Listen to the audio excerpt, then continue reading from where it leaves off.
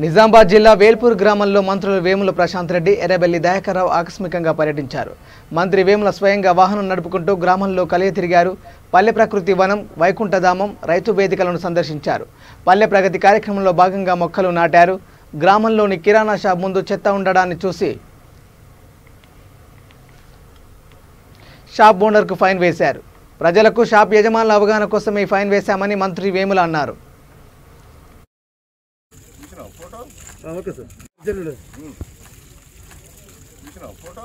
okay sir అన్న అన్న అన్న జల్లుడు ఓకే సార్ జల్లుడు ఓకే సార్ జల్లుడు జల్లుడు ఓకే సార్ జల్లుడు